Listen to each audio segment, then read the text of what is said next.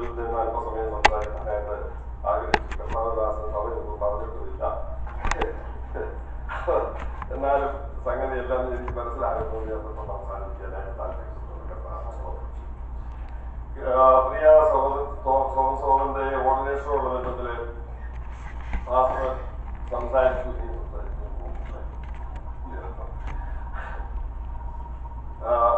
പറയാനുള്ള കാര്യങ്ങളെല്ലാം പറഞ്ഞു.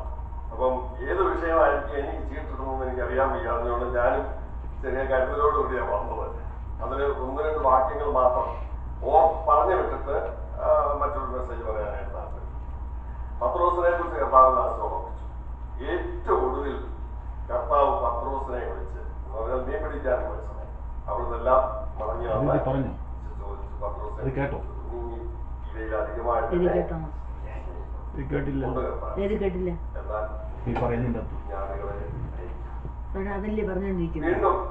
ചോദിച്ചു, ഇതിലധികമായി എന്നെ സ്നേഹിക്കും, അങ്ങനെയെങ്കിൽ ആളുകളെ പാലിക്കും.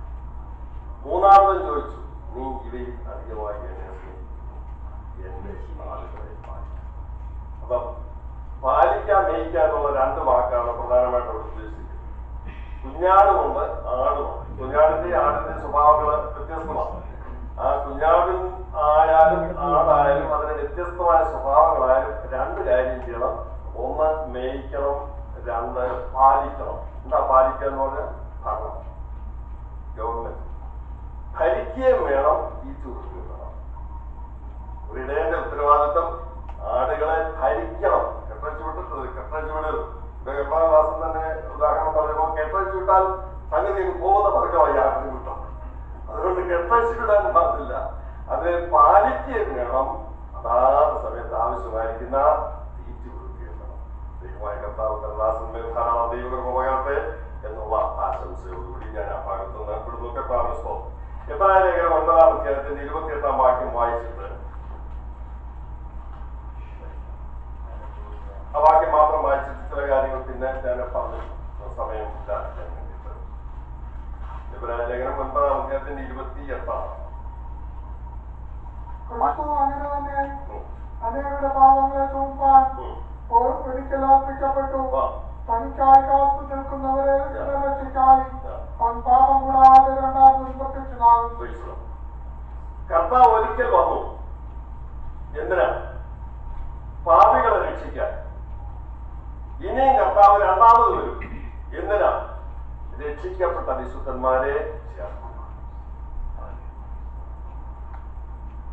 2000 വർഷങ്ങൾക്ക് മുൻപ് ദൈവപുത്രൻ ഭൂമിയിൽ വന്നു. ആദ്യം ഞാൻ എന്റെ മെസ്സേജിൽ പകുതി ആദ്യം തന്നെ ദൈവദാസൻ പറഞ്ഞു. 2000 വർഷങ്ങൾക്ക് മുൻപ് ദൈവപുത്രൻ ഭൂമിയിൽ വന്നു. ആടുകൾ, ഇടയനില്ലാത്ത ആടുകളെ പോലെ ചിന്തിച്ചെറിയവരായി യഹൂദജാതിയെയും കണ്ടു, ലോകജാതികളെയും കണ്ടു. യഹൂദന്റെ പ്രമാണത്തിന് ലോകത്തെ മുഴുവൻ രക്ഷിക്കാൻ കഴിയാതെ, ജാതികളെ മുഴുവൻ രക്ഷിക്കാൻ കഴിയാതെ, യഹൂദനെ തന്നെ രക്ഷിക്കാൻ കഴിയാതെ അവനും വിഗ്രഹാരാധികളായിട്ട് വട്ടം കറങ്ങി നടക്കുന്ന കാലം. വർഷങ്ങൾക്ക് മുൻപ് പ്രവാചകർ കൂടെ ദൈവമായ കർത്താവ് അവരോട് സംസാരിച്ചു. കന്യക ഗർഭിണിയായി ഒരു മകനെ പ്രസവിക്കും, അവന് ദൈവം നമ്മോടുകൂടെ എന്ന അർത്ഥമുള്ള ഇമ്മാനുവേൽ എന്ന പേർ വിളിക്കപ്പെടും എന്ന് പറഞ്ഞു. ആ പ്രവചന പുസ്തകവുമായി കയ്യിൽ വെച്ചുകൊണ്ട് നടക്കുമ്പോൾ അതിനെ വ്യാഖ്യാനിക്കുകയും അതിനെ പ്രസംഗിക്കുകയും ന്യായപ്രമാണ പണ്ഡിതന്മാരാണ് ഞങ്ങൾ സ്വയം അഭിമാനിക്കുകയും ചെയ്യുന്നവരുടെ കൺമുൻപിൽ കന്യക ഗർഭിണിയായി പ്രസവിച്ചിട്ട് അവരെ അംഗീകരിക്കാൻ ഒരു തയ്യാറായി. അവൻ സ്വന്തത്തിലേക്ക് വന്നു, സ്വന്തമായവരും അവനെ കൈക്കൊണ്ടില്ല എന്ന് കർത്താവ് ദുഃഖത്തോട് പറയും.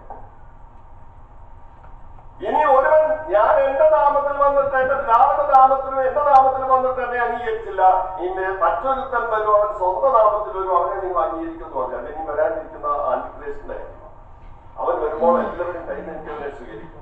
ദൈവപുത്രൻ വന്നിട്ട്, രക്ഷിക്കാൻ വന്നിട്ട്, വിടുവിക്കുന്നവൻ വന്നിട്ട്, സ്വർഗത്തിൽ നിന്ന് വന്നിട്ട്, ഉടമസ്ഥൻ വന്നിട്ട്, സൃഷ്ടിതാവ് വന്നിട്ട്, രക്ഷകൻ വന്നിട്ട് അവനെ അംഗീകരിക്കാൻ അവർ കഴിയില്ല. പക്ഷെ അവൻ വന്ന് ചെയ്യേണ്ട കാര്യം ചെയ്തു. സകല മനുഷ്യവർഗത്തിന്റെയും പാപത്തെ ചുമന്നുകൊണ്ട് അവൻ കാൽവരി ക്രൂശിൽ യാഗമായി.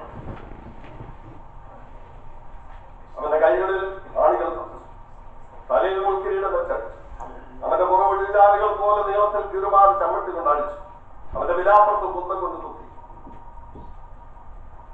ദുഃഖകരമായ അവസ്ഥയിൽ, ശോചനീയമായ അവസ്ഥയിൽ, വേദനാജനകമായ അവസ്ഥയിൽ ദൈവപുത്രൻ ക്രൂശിക്കപ്പെട്ടു. എന്തിനാ ദൈവപുത്രനെ ക്രൂശിച്ചത്?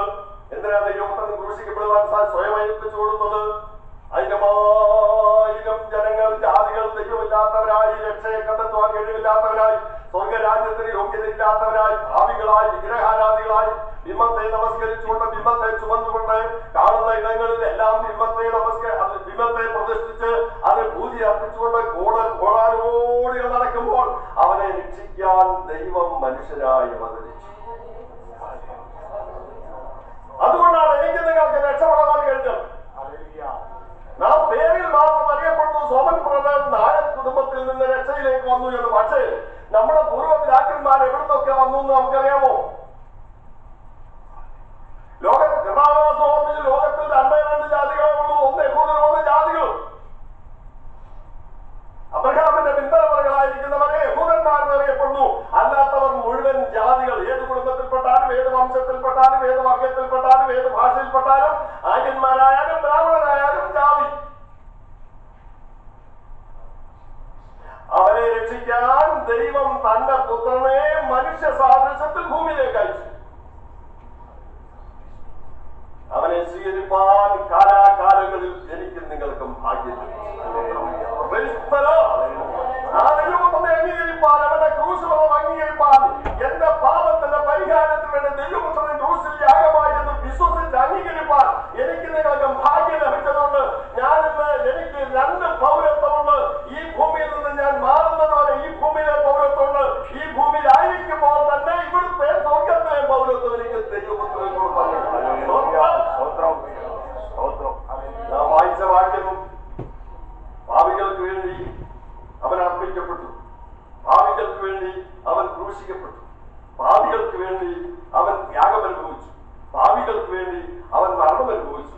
യേശുക്രിസ്തുവിനെ തന്റെ മരണം നീക്കം ചെയ്യുവാൻ കഴിയുമായിരുന്നു, മരിക്കാതിരിക്കാൻ കഴിയുമായിരുന്നു, ക്രൂശിക്കുവാൻ വിളിച്ചപ്പോൾ അവനെ ഏൽപ്പിച്ചു കൊടുക്കാതിരിക്കാൻ കഴിയുമായിരുന്നു. പക്ഷെ എന്തിനാ യേശുക്രിസ്തു സ്വയം ഏൽപ്പിച്ചു കൊടുത്തെന്നറിയാമോ? യേശുക്രിസ്തു സ്വയമായി മരണത്തിന് ഏൽപ്പിച്ചു കൊടുത്തില്ലായിരുന്നു എങ്കിൽ ഞാനും നിങ്ങളും അനുഭവിക്കുന്ന ഈ രക്ഷ കരസ്ഥമാക്കുവാൻ എനിക്ക് നിങ്ങൾക്ക് കഴിയാതെ പോയി. അതുകൊണ്ട് ഇന്ന് നമ്മൾ സ്വർഗീയ പൗരഗണങ്ങളാണ്. ഇന്ന് എന്റെ നിങ്ങളുടെ പേര് ഇവിടുത്തെ ഗവൺമെന്റ് റിപ്പോർട്ട്സിലുണ്ട്.